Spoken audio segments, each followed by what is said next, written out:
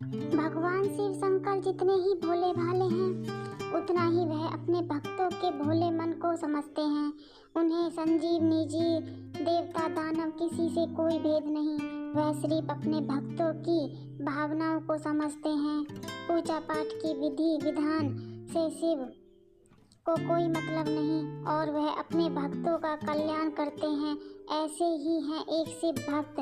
दक्षिण भारत में कंपम भगवान शिव ने स्वयं प्रकट होकर उस भक्त को इस नाम से पुकारा था। उस दुर्बल भक्ति और भक्ति की विधि देखकर संतान धर्मी चकित रह जाते हैं, क्योंकि उसे तो पूजा की विधि विधान तक पता नहीं था। वह तो यह भी नहीं जानता था कि मंदिर में जूते पहनकर नहीं जाना चाहिए, भगवान शिव को क्या अर्पित करना चाहिए और क्या नहीं, उसे कुछ भी नहीं मतलब था।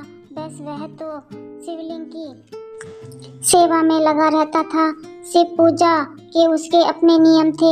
सैकड़ों साल पहले दक्षिण भारत की घनघोर वनों के भीतर एक नरभक्षी और शिकारी जाति में एक शक्तिशाली और क्रूर सरदार उत्पन्न हुआ, जिसका नाम नाग था।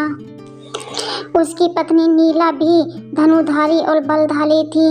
एक दिन दोनों पति पत्नी दो अनुचरों के साथ आखट और आजीविका हेतु पर्वत पर गए, जहां उन्होंने एक मनोरम और दिव्य शिव मंदिर देखा। वहां मंदिर में पुजारी बेलपत्र, जल, पुष्प, गंध, सुगंध आदि से शिव जी का अभिषेक कर रहा था। शिव मंत्रों के दिव्य उच्चारण को सुनकर और भगवान शिव के दर्शन पाकर दोनों ने मधुर हो गए। आंख मूंदकर दोनों ने भगवान के शिव को प्रणाम किया। पुजारी अर्चना समाप्त कर जब पुजारी बाहर आया तो देखा कि दो राक्षस के समान भयानक शिकारी मंदिर के बाहर बैठे हैं। यह देखकर पुजारी थोड़ा डर गया। वह मंदिर से ही कुछ छुपकर देखने लगा।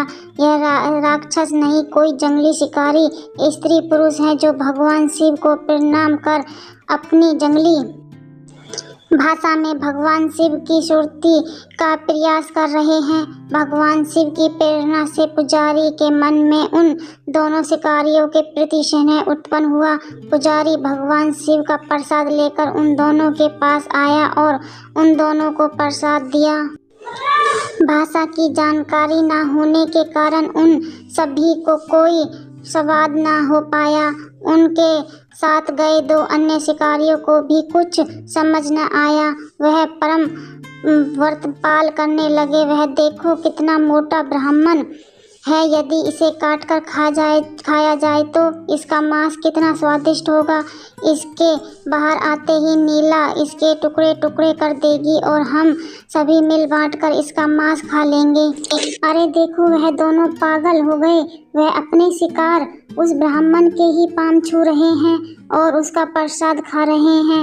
अब क्या होगा? दूसरे शिकारी ने देखा नाग और नीलम वह प्रसाद खाकर ब्राह्मण के चरण स्पर्श कर रहे थे। ब्राह्मण जिन लोगों से भयभीत था, उन्हें नरभक्षियों ने अपने चरण स्पर्श करते देख अति प्रसन्न हुआ और भगवान शिव की प्रेरणा से बोला, हे निषाद दंपत्ति, भगवान शिव तुम्हारे उत्तम संतान प्रदान करे कि जो तुम्हारे कुल और वंश का उद्धार कर दे। शिव के प्रसाद को ग्रहण करने के बाद निर्मल हो चुके वाले शिकारी दंपत्ति की शिव में आस्था बनी। उन्होंने भगवान शिव को हाथ जोड़कर नमन किया, मंदिर को प्रणाम किया और पुजारी जी से अपनी भाषा में कहा कि जब तक हम हैं आपको और मंदिर में कोई क्षति नहीं पहुंचा, आप निवृत्त होकर प्रतिदिन मंदिर में आकर पूजा अर्चना कीजिए। पुजारी तो कुछ समझ ना पाया, मगर साथ रहे शिकारियों ने समझ लिया कि अगर इस पंडित को तंग किया तो सरदार। बहुत दिनों बाद भगवान शिव की कृपा से नीला ने एक अति सुंदर और भारी पुत्र को जन्म दिया। अपनी भारी भरकम पुत्र को उठाकर सरदार नाग ने उसका नाम तृपन अर्थात बहुत ही भारी कराकंद से सरदार और उसकी पत्नी ने अपने बेटे को अस्त्र शस्त्र चलाने की शिक्षा दी। शिकारी का वह बेटा अब सभी शिकारियों का बड़ा बेटा सभी अस्त्र शस्त्र चलाने में निपुण हो गया। 16 वर्ष की आयु में ही नाग ने उसे अपनी जनजाति और अधिपति बना दिया। स्वजित नियमों से अनुसार यह नवयुक्त सरदार का प्रथम बार आखट करने के लिए भेज दिया गया। नाग ने अपने पुत्र की रक्षा हेतु अपने अर्चनों को भी उसके पीछे भेज दिया। तृण ने अनेक पशुओं को अखोट किया और मांस के ढेर लगा दिए। अपने नजीब अधिनायक की हस्तलाख देखकर अचूर बहुत खुश हुए। उसके पास आए, उन्होंने समस्त अखोट को उठा लिया।